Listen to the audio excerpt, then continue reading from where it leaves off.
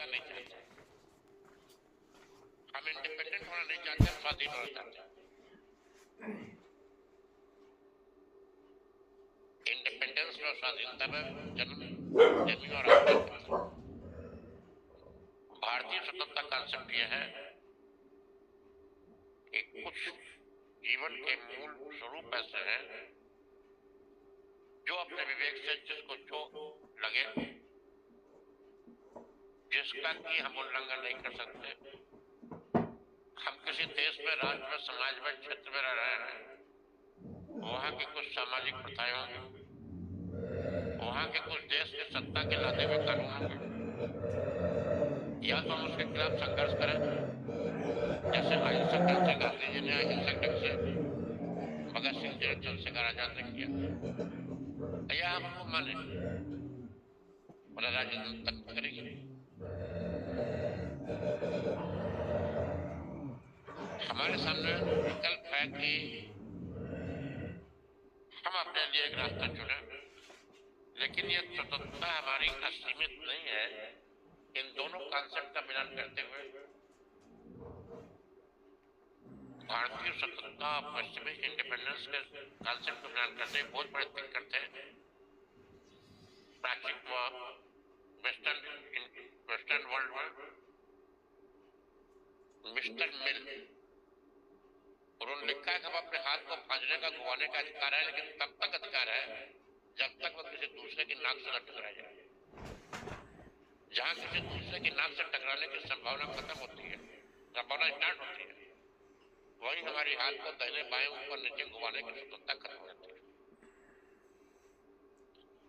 हम अपने गुलाम हैं, हमें देखना पड़ेगा। हमें कार पर चलने का, स्कूटर पर चलने का अधिकार है, लेकिन किसी को कुचलने का अधिकार नहीं।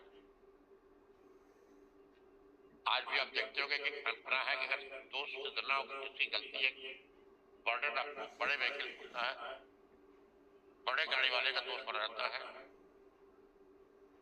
अगर मैं सवारी चल रहा हूँ, सड़क मेरे पास नहीं, सड़क किसके पास में, पैदल चल रहा है, उसको पैदल चलने के लिए कोई लाइसेंस नहीं लेना पड़ता है। लेकिन अगर आप स्कूटर भी चल रहे हैं, आपको लाइसेंस देना पड़ेगा। कार चले तो और बड़ा लाइसेंस देना पड़ेगी। ट्रक चलाना चाहे तो आपको और बड़ा लाइसेंस देना पड़ेगा। हवाई जहाज चलाना चाहे तो और बड़ा लाइसेंस देना पड़ेगा। लाइसेंस वाले अनुमति, कार पर चलना आपका अधिकार नहीं, इसलिए आपने अनुमति दी है सर्टेन रूल्स एंड कंडीशंस के अधीन। स्कूटर पर चलना आपका अधिकार नहीं है, आपको कुछ नियमों और उपनियमों के अधीन इसकी अनुमति दी गई, आपको लाइसेंस मिला। ट्रक चलाने का आपको लाइसेंस मिला, लेकिन पैदल चलने के लिए कोई लाइसेंस लगता है नहीं, क्योंकि पैदल चलना आपका अधिकार है। तो जो अधिकार है उसको या उसके प्रतिनिधियों की संस्था ने आपको लाइसेंस दिए हैं, अगर उस लाइसेंस का उल्लंघन करके, अगर उसके नियमों का उल्लंघन करके आप उछल डालते हैं तो आप अपराध करते हैं।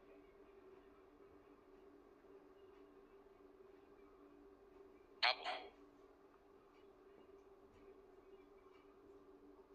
ये ब्लॉटेड स्थिति, इस स्थिति को जो नहीं समझते हैं, वे स्वतंत्रता के असली रूप को नहीं समझ पाते हैं। उनकी स्वतंत्रता स्थिर नहीं रह सकती है। आज हरे कृष्णा सर, हम क्या देख रहे हैं? हाँ हरे कृष्णा सर, किस टेररिस्ट समझते हैं हम स्वतंत्र हैं? कुछ नहीं, हमने कहा सर क्लास चल रही थी, आप माओवादी समझते हैं हम स्वतंत्र हैं, गुरुजी का एक्ट लेक्चर चल रहा है समझते हैं राजनीति स्वतंत्र हैं, नहीं चल रहा है अभी सर, अभी कुछ शुरुआत जीवन दर्शन ऐसे दिए गए आप कुछ देर जुड़े रहेंगे तो सबको जैसे भी अच्छा बात लगेगा, हुई है है कि नहीं sir? Dictatorship of the proletariat की, प्रोलेटेरिएट अपनी तानाशाही कायम करेगा, सर्वहारा तानाशाही कायम करेगा, सर्वस्व तानाशाही कायम करेगा। अभी तानाशाही काम करेगा, जिसके पास जो उस तानाशाही जिसको तकलीफ होगी वो उससे संघर्ष होगा नहीं होगा, और फिर एक संघर्ष चालू हो जाएगा, उसको विनष्ट करेगा।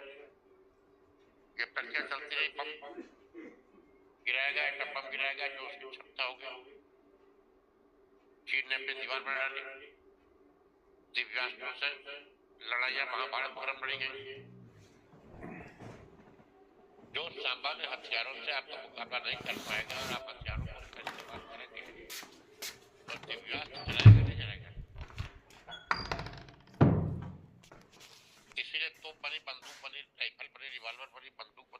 खरीदने से। उसके बाद AK-47 से लेकर के AK-76 तक और उससे बड़ी बड़ी चीजें धरती पर, आसमान पर और नौसेना पर कार्य करने वाली चीजें बनी, एटॉमिक वेपन्स बने।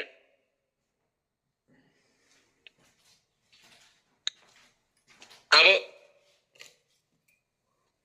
किसी को लग सकता है कि आजकल हिंसा बढ़ गई है, लेकिन मिडिवल एज में, प्राचीन एज में कितने लोग महाभारत में मारे गए,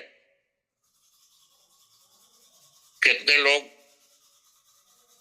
गोरी गजनवी अब्दाली के हमलों मारे गए, नादिर शाह के हमलों मारे गए।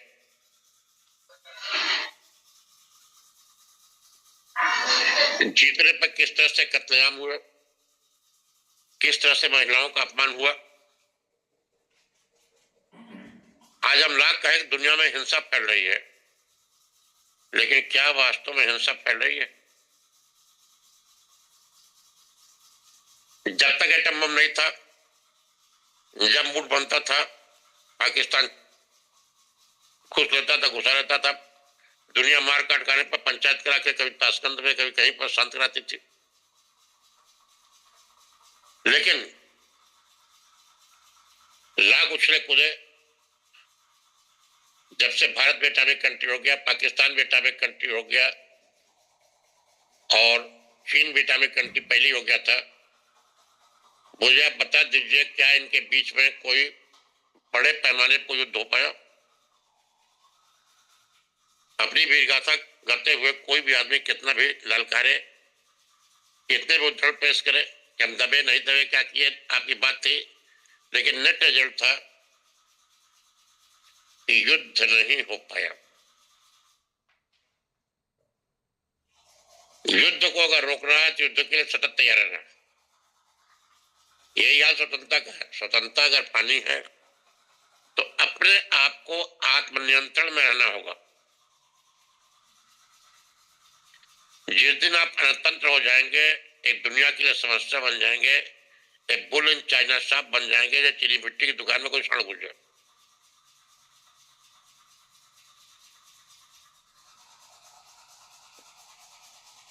अब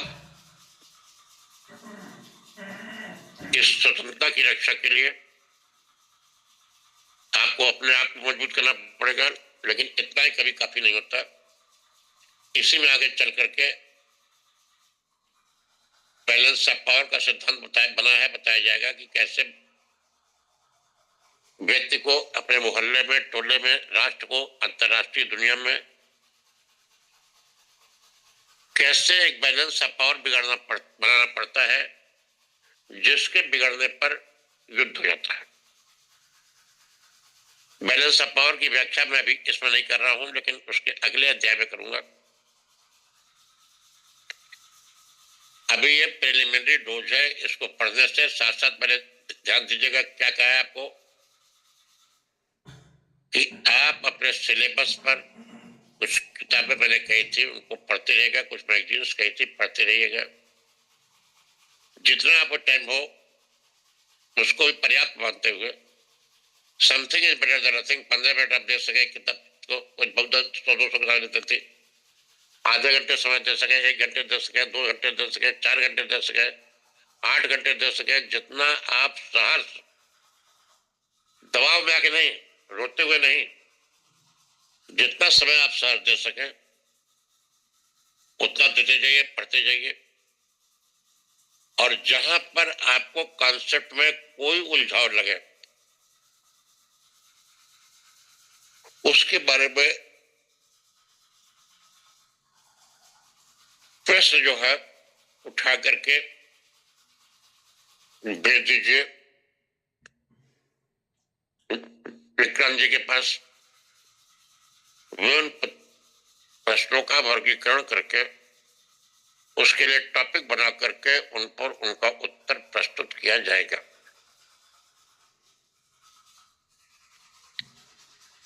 फिर आप कहेंगे हम लोग पढ़ा रहे हैं, हम आपको खाली उसकी कॉन्सेप्ट क्लियर कर दे रहे हैं, जिससे कि पढ़ने में अभी जो पीछे अपने मार्क्सवाद से लेकर समाजवाद के विविध आयामों कहा,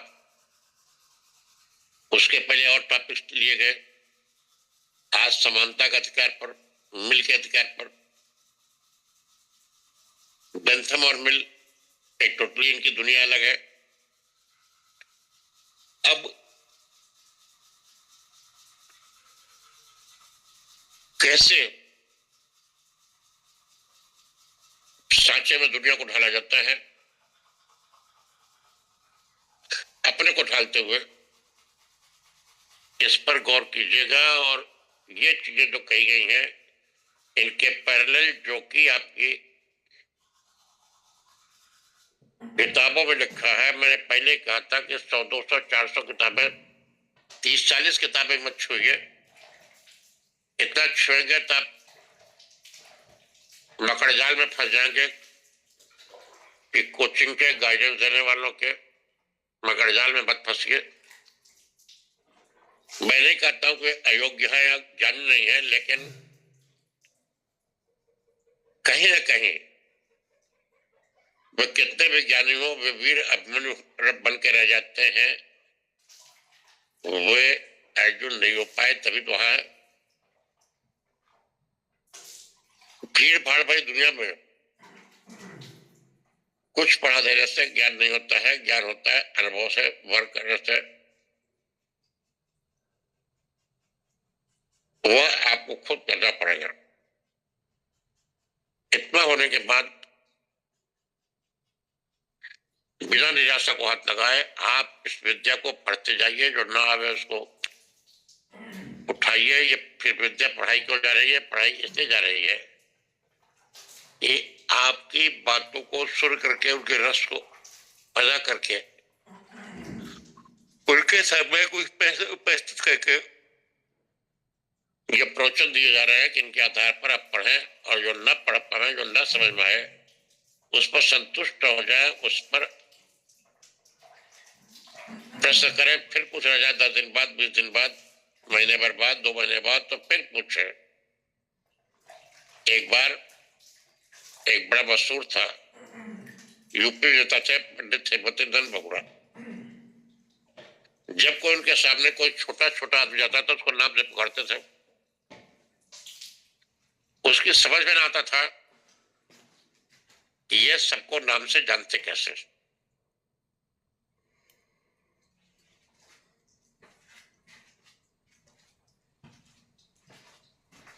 मैं कौशाम्बी के सिराथू क्षेत्र में सैनिक कॉलेज का पढ़ा हुआ था। वहां से वे जीवन में केवल एक बार चुनाव लड़े थे, बाद में उन्होंने अपना चुनाव क्षेत्र बदल दिया था।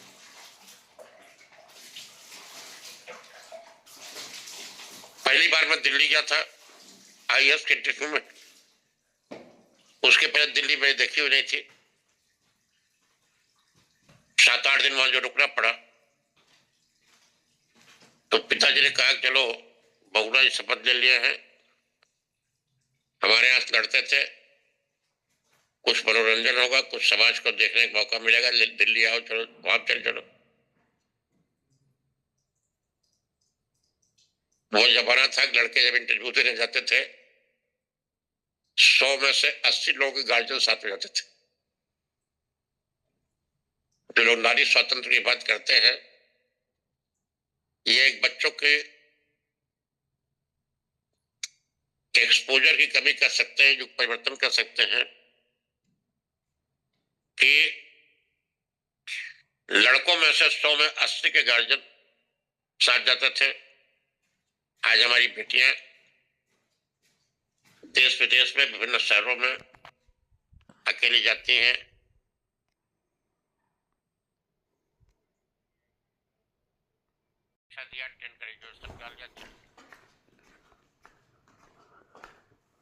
यह कल्पना पुरुषों के लिए भी सक्षम होने की उस समय नहीं किया सकती थी।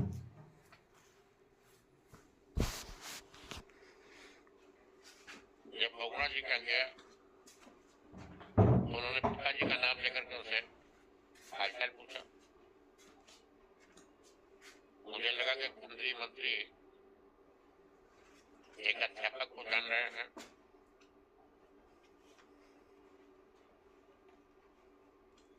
ये विशेषता है। उसका उन्होंने और लोगों का हालचाल पूछना शुरू किया, कई अध्यापकों का हालचाल पूछ लिया भाई ने। फिर कहा जो बनते हो जो आए का खाना है, जो आपका पूजा बोलता है बड़ा बढ़िया पूछता है, ऐसे है। उन्होंने मुझे बताया ठीक है। बोलते बोलते वे दुर्गा हलवाई जो कॉलेज के सामने पेड़े की दुकान किए थे, और संदीप भगत जो कि जूते की मरम्मत करते थे, उनका तक जब हालचाल पूछा तो एक बाल सुलभ उत्सुकता जगी। मैंने कहा कि आप बड़ी हस्ती हैं, केंद्रीय मंत्री हैं, अगर आप अन्यथा न ले तो मैं आपसे सवाल पूछूं। हमने कहा कि इतने लोगों को आप जानते क्यों हैं बहुराज बहुत तरह से, ये बेटा IAS का इंटरव्यू देने आए हो, इतनी सारी किताबों में, इतने सारे अक्षरों में, इतनी सारी कविताओं में तुमने पढ़ा, संदर्भ प्रसंग बता दे तुम लोग कौन वर्ड्सवर्थ की लिखी है, कौन शैली की लिखी है, कौन सूरदास की लिखी है, कौन तुलसीदास की लिखी है, उसके शकल देखे, बिना शकल देखे केवल सुन के 80% अंदाजा सही होती है। कहा कि जिस काम को आदमी गंभीर समझता है, गंभीरता देखता है, वह चीज उसको सहज याद आती है फोटोग्राफिक, और जिसको महत्व नहीं देता है वह उपवास रहते हैं। मैं चुनाव लड़ रहा, जनता में जीता, फिर कहीं नया क्षेत्र बिगड़ जाए, फिर वहां जाना पड़ सकता है। मैं आज भी लोगों के संपर्क में हूं, और यह स्थिति तभी हो सकती है जब आप जिस काम को कर रहे हैं, जिस दिन मैं इस काम को नहीं कर पाऊंगा मैं राजनीति छोड़ दूंगा, और कहा कि जो आप मुझसे कोई मिलने आता है तो मैं उससे जब तक उसका नाम दिमाग में याद नहीं आता है तब तक उससे पूछता हूँ आपका नाम। कई लोगों से चला देते हैं, आप बार बार पूछते हैं आपका नाम, इससे इस आदमी को दुख होता होगा कि हम पिछली बार अभी 10 दिन पहले मिल गए, हमें भूल गए। हमारा कहना है कुछ दुख उसे होने दो, आज हम उसका नाम पूछेंगे तो जब भूल गए तो पूछ लिया, नहीं पूछेंगे जिंदगी में बात और नहीं पूछ पाएंगे, कि जिंदगी भर उसके बारे में कुछ जान ही नहीं पाएंगे, उसके बारे में, उसके व्यक्तित्व के बारे में। वही यार पढ़ाई का है। अगर आपको कोर्स के लिए बहुत ज्यादा नहीं, पहले एक किताब को चेक कीजिए, उस पर कंप्लीट कमांड हो जाए, दूसरे अगर इच्छा दूसरी कर लिए वरना भी कीजिए, कोई बहुत बड़ी बात नहीं। ये मुझ समझे कुछ स्पर्श कर लेंगे, कुछ स्पर्श कर लेंगे, भाई क्या आप कुछ चीजें देख रहे हो, कोई आप रिसर्च स्कॉलर हो या कंपटीशन के स्टूडेंट हो, you are not research scholar.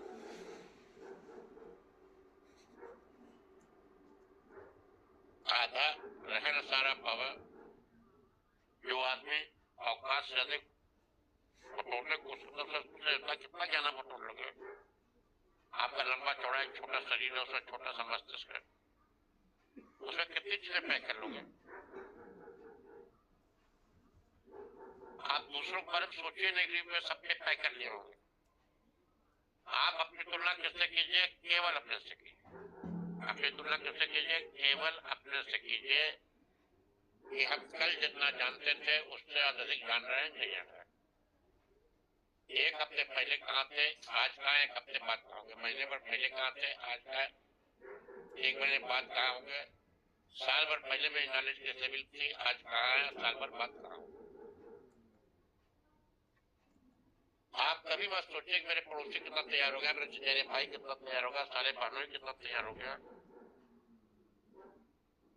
हो सकता है मैं आपको गलत रिपोर्ट है, ज्यादा तैयार हो कम बतावे, कम तैयार हो ज्यादा बतावे, आपको नर्वस कर दे, और आप इस लफड़े में पड़िए ही मत कि किसकी साधना कहां तक पहुंची। आप अपनी साधना देखिए कि हम कहां थे, आज कहां हैं।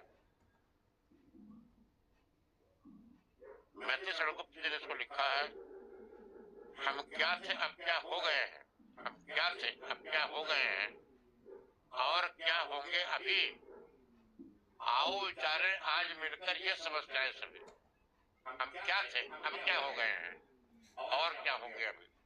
आओ विचारो आज मिलकर ये समस्याएं सभी, सिद्धांत अपना पलट देंगे डार्विन साहब यहाँ, वो क्षुद्र काय अबोधदार बंदर बनेंगे जब यहाँ। डार्विन साहब ने सिद्धांत दिया था कि बंदर से आदमी मनुष्य होगा। मैत्री सड़गुप्ती कहते हैं कि डार्विन साहब ने सिद्धांत पलट देंगे जब आदमी से बंदर बनते लोगों को देखेंगे। आप समझ रहे हैं कि आप सोच रहे होंगे कि देश प्रगति कर रहा है, हजारों लाखों साल में प्रगति है, कहीं प्रगति करती औरत क्या, सारी बीमारियां आज भी हैं। सामंतों के युग में, राजाओं के युग में जो अत्याचार डंडे के बल पर किया जाता है, पीठ पर लाठी मार के होती थी, आज वह पेट पर लात मार के हो रही है। आज वह पेट पर लात मार के हो रही है। आज जो बड़े बड़े पूंजीपति घुस चुके हैं, मार्केट रेट के टेढ़ी मजदूरी दे रहे हैं कुछ लोगों को, और बाकी लोगों को पेट पर खाने को नहीं मिल पा रहा। क्यों दे रहे हैं कि जो मार्केट रेट की टेढ़ी मजदूरी देगा वह चौगुना काम करेगा, रात दिन सब काम छोड़ के, बीवी बच्चों को छोड़ के, परिवार को छोड़ के, सारा कल्याण छोड़ के खाली टारगेट पूरा करेगा। आप पता कर लीजिए प्राइवेट सेक्टर में देखने को जो लंबा पैकेज पाते हैं उनको न जाने कब निकाल दिया जाए। उनको एक एबनॉर्मल पैकेज दिया जाता है, एबनॉर्मल टारगेट दिया जाता है। अब उस टारगेट को कहीं न कहीं से पढ़ते जीतते हुए पूरा करते हैं। 10 डंडे पीठ पर पाने पर जो सामंत काम कराता बिना एक डंडा मारे केवल पेट पर जूते मार के एक पूंजीपति का काम करा लेता है। ये कोशिश सबको नजर आ रही है, बुलंदी पर अपने जो इतरा रही है। जरा इसके गमले के फूलों को सुनो, अभी कोने गरेबा की बू आ रही। इतने लोग काम करते करते खान में दब जाते हैं, मर जाते हैं, पता ही नहीं चलता है। जितने लोग बीमार पड़ गए, निकाल दिए गए, दवा तक नहीं होती है।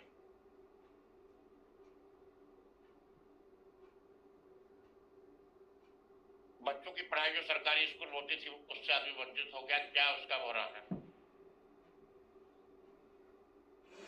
कारण क्या है कि उसने सबकी नकल करना चालू कर दी, और जब सबकी नकल करना चालू कर दी तो वो कहीं नहीं बचा। उसकी मानसिकता ऐसी बना दी गई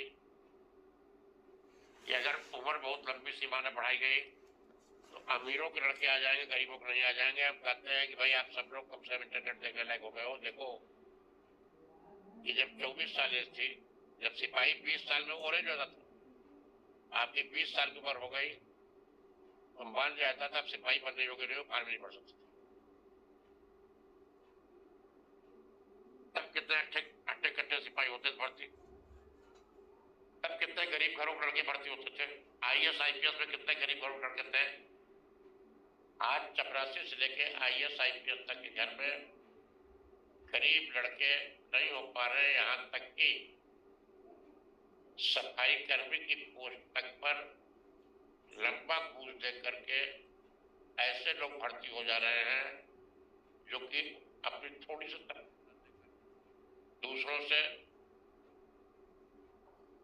काम करा रहे हैं और अपने जो है पूरा उसका आनंद ले रहे हैं। 90% तनख्वाह 80% अपने ले रहे हैं, 20% दे करके दूसरों से काम करा रहे हैं। वही बात समझ आ रही है। आज जो है वो जमाना चला गया जब प्राइवेट घर में जो सफाई कर्मी काम करते उनके बच्चे भर्ती होते थे। आज उनके अपने कोटे में भी जिसका बाप सरकारी स्कूल में, सरकारी कॉलेज में, सरकारी नगर पालिका में कहीं भी उस पद पर नौकरी पा रहा है, अच्छी तनख्वाह पा रहा है, उसके मुकाबले वे कहीं टिक नहीं पा रहे हैं। आप देख लीजिए आज का लड़का जो भर्ती हो रहा है, क्या वह गरीब घर का है या अगर कोई चपरासी का भी बेटा है तो मान के चलिए कि वह 70% 80% लोगों से आर्थिक स्थिति में और सामाजिक स्थिति दोनों में बेटर पोजीशन में है। ये एक मन का भ्रम छोड़ दीजिए कि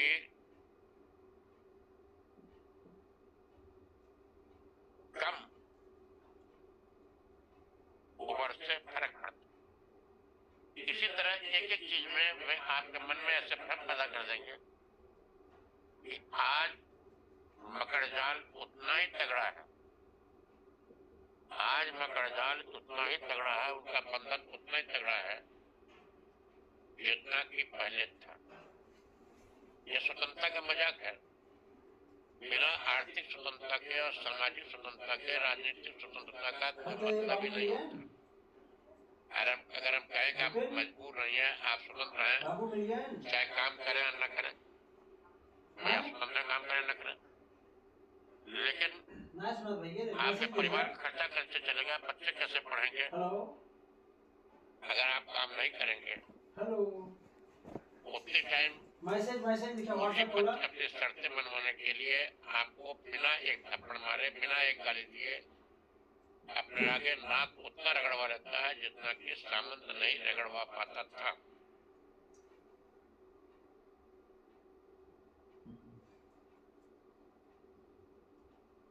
इसलिए स्वतंत्रता के चक्कर में आप भ्रमित न होइए कि हम स्वतंत्र हैं। डे बाय डे आप पर बंधन बढ़ते जा रहे हैं। इसी को मार्क्स ने कहा था, workers of the world unite to do nothing but your change. दुनिया के मजदूरों एक हो जाओ, गरीबों एक हो जाओ, तुम्हें पास अपने बंधनों को छोड़कर कुछ होना नहीं है। आपको लगता था कि इंग्लैंड और फ्रांस हमारा शोषण करते थे, हमारे देशों का जो भारत गुलाम था। आज हम आजाद हैं, मत भूलिए कि आज हमारा उससे अधिक शोषण हो रहा है। छुटभइये देशों को कौन कहे जो वर्ल्ड के टॉप मोस्ट कंट्री है, रूस, चीन, भारत, ये बड़े देशों में है, इनको तक धमकाया जा रहा है। कनाडा तक को धमकाया जा रहा है कि हम कनाडा को अमेरिका का 51वां प्रांत बना देंगे। गवर्नर टूडो का करके, टूडो को संबोधित करके उनका मजाक उड़ाया गया।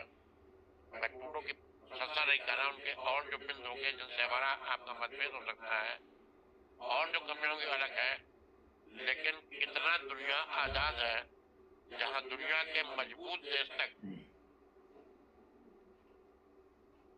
ये धमकी पाते हैं कि हम टैरिफ लगा देंगे, फलाना कर देंगे। रूस की अर्थव्यवस्था को इतना तोड़ा गया कि वह दर्जनों टुकड़ों में बट गया। सोवियत रशिया, गोरबाचोव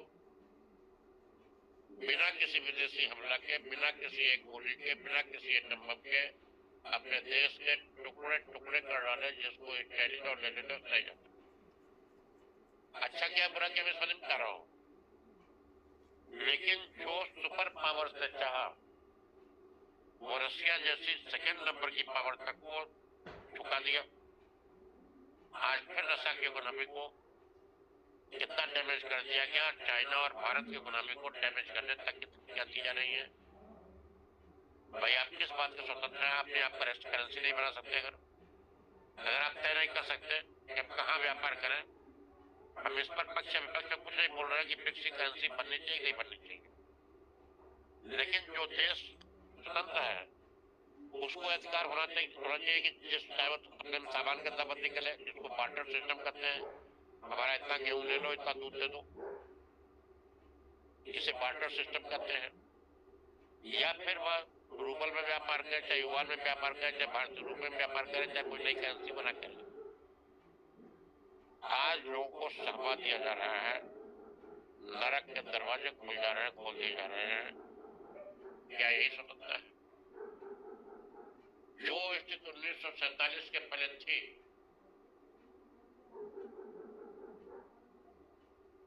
जो स्थिति और पहले थी, मुगलों के टाइम में आज भी स्थितियां वही। आज भी परिस्थितियां वही हैं, आज भी केवल आप करने को आजाद हैं। दुनिया आजाद है, लेकिन वह अगर अपने निर्णय अपने ढंग से लेने पर उस पर आर्टिफिशियल ढंग से अगर उसको करेंसी को डाउन करने की, उसको प्रोजेक्ट डाउन करने की कोशिश होगी, तो क्या यही आजादी है? जैसे आप आजाद हैं आज कि जियो में, टाटा में, बिरला में वर्क करें न करें, क्या आपको घसीट कर नहीं ले जाएंगे? लेकिन आज वो घसीट ले जाने होती नहीं है। खाली भी आपको नौकरी से निकाल दें, आप दुनिया भर के तलवे चाटते हुए 90% आदमी खुद वहां पहुंच जाएंगे। कितना टिपिकल अंतर आया। आज जितना इंग्लैंड के लोग जितना दबाव डालते थे, अत्याचार करते थे, तो छोड़िए इसके पहले जो और अत्याचार होते थे, उनसे भी अधिक आदमी झुक करके जो अमेरिका का अगर नहीं रहता है उसको क्या होता है, इसको दुनिया देख रही है। कैसे सरकारें बदल जाती हैं, कैसे टूटू अच्छे खासे चल रहे थे, अभी 10 साल शासन कर सकते, 10 महीने शासन कर सकते थे, 10 महीने पहले इस्तीफा देके बैठ गए। कैसे राष्ट्राध्यक्षों की हत्या करा दी जाती है, कैसे पार्लियामेंट से एमपी को तोड़ करके सरकारें बनाई में बिगड़ जाती है, कैसे बांग्लादेश में क्या गया, कैसे लंका में क्या गया, कैसे पाकिस्तान में क्या जा रहा है। ये सारी चीजें क्या दुनिया स्वतंत्र है?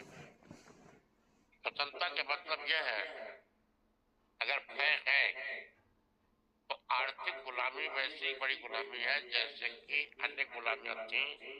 शारीरिक गुलामी को आर्थिक गुलामी से खरीदा जा सकता है।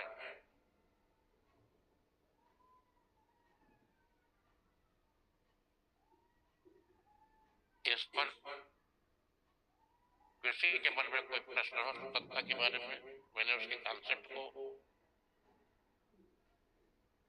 जनता में जो भाषा समझी जा सकती है उसे समझाने की कोशिश की। आगे कोई सवाल आवे, 10 सवाल आगे बढ़ गया हो तब भी आप पीछे कुछ पूछ सकते हैं। कल परसों आवे 10 15-20 चैप्टर बीतने के बाद आवे तब भी आप उसे उठा सकते हैं। धन्यवाद जी। बहुत जी, बहुत धन्यवाद बहुत गुरु बहुत जी। धन्यवाद गुरु आपने जी। स्वतंत्रता के आपने विविध आयामों स्वतंत्रता पर के एक विविध आयामों पर एक बेहतरीन तरीके से जो बेहतरीन तरीके से जो व्याख्या की प्रकाश व्याख्या डाले, की प्रकाश डाले, हर ये पहलुओं को हर स्पष्ट पहलुओं किया को है। स्पष्ट किया है। फिर भी हमारे बीच फिर में भी कुछ हमारे साथी बीच में हैं, कुछ मैं साथी चाहूँगा हैं, मैं अगर उनके चाहूँगा कुछ अगर प्रश्न उनके हो कुछ प्रश्न बारी हो, बारी से बारी उनसे बारी बात से करते उनसे हैं। बात उनकी करते हैं, टिप्पणी उनकी लेंगे। हम टिप्पणी सबके लेंगे। बीच हम में सबके बीच में सुदर्शन सुदर्शन है। सूर्या हैं। सुदर्शन अगर कुछ सुदर्शन, प्रश्न अगर कुछ ऐसा प्रश्न टिप्पणी या हो तो अपनी टिप्पणी हो बात तो अपनी अवश्य बात रखें। अवश्य रखें। सुदर्शन। सुदर्शन। सर सभी को मेरा प्रणाम और सर को प्रणाम चरण स्पर्श। मैं सर ये पूछना चाह रहा था एक बार थोड़ा सा उस पर फिर से समझा दें कि जो आपने अभी बताए थे कि भारतीय स्वतंत्रता और जो पाश्चात्य स्वतंत्रता इंडिपेंडेंस, उसमें थोड़ा सा जो मूल अंतर क्या है वह थोड़ा सा। कि हम किसी के अधीन नहीं है, इसको इंडिपेंडेंस कहते हैं। इंडिपेंडेंस डे क्या है? अब हम किसी के अधीन नहीं है। जी स्वतंत्रता दिवस क्या है? आज से हम अपने अधीन हैं। जी। जैसे कि आप कहें कि हम किसी के अधीन नहीं हैं, तो इसके मतलब ये नहीं है कि आप चोरी डकैती में विचार करने का अधिकार नहीं पाते। आपको अगर समाज को जिंदा रहना तो अपने अधीन रहना होगा। आपके विवेक से सोचना होगा क्या हम करें क्या न करें, हमारा कौन सा काम जस्टिफाइड है, कौन अत्याचार के श्रेणी में आता है। मैं अपनी बात साफ कर पा रहा हूँ। जी जी। जैसे आप स्वतंत्र हो गए इसका मतलब नहीं कि विक्रांत जी को 2 थप्पड़ मार दे या विक्रांत जी आपको 2 थप्पड़ मार दे। जी जी। स्वतंत्र हो गए इसके मतलब आप अपने हाथ को जहाँ चाहे वहां घुमाइए, लेकिन तब तक घुमाइए जब तक विक्रांत जी की नाक से न टकराए, या विक्रांत जी अपना हाथ जहाँ चाहे घुमाए, लेकिन तब तक घुमाए जब तक कि वो आपकी नाक से न टकरा जाए। वे उन्हें अपने आप को अपने अधीन करना होगा कि हम कोई अविवेक पूर्ण कार्रवाई न करें। और सर, इंडिपेंडेंट का शाब्दिक अर्थ होता है अनतंत्र, कि हम किसी का अधीन नहीं है। आदमी को जीवन भर अपने विवेक के और अपने अधीन रहना पड़ेगा, नहीं रहेगा तो अराजकता आएगी। जी जी सर, मैं जहाँ तक समझ पा रहा हूँ कि जो वेस्ट मतलब पाश्चात्य स्वतंत्रता इंडिपेंडेंस है, उसके स्वच्छंदता में बदलने के बहुत ज़्यादा चांसेस हैं, और स्वाधीनता का अर्थ है कि स्वविवेक और अपनी बुद्धि से चलना। वह स्वच्छंदता में बदल चुकी है। जी स्वच्छंदता का मतलब यह है कि आज इटली में कई साल हो गए, वहां पूरे देश में कोई बच्चा ही नहीं पैदा होगा।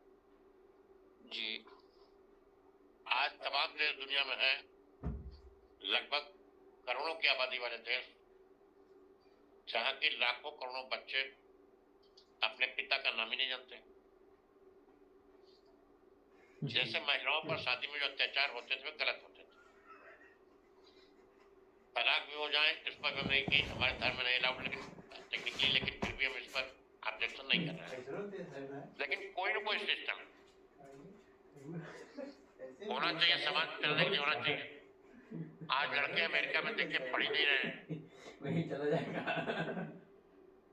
और बाप की जगह जो मुफ्त में भोजन करने की देने की स्टाइल बन रही है, न कि उसको कल कारखाने खोल करके उसका कोई संस्थाएं खोल करके किसी को रोजगार देने की जगह जो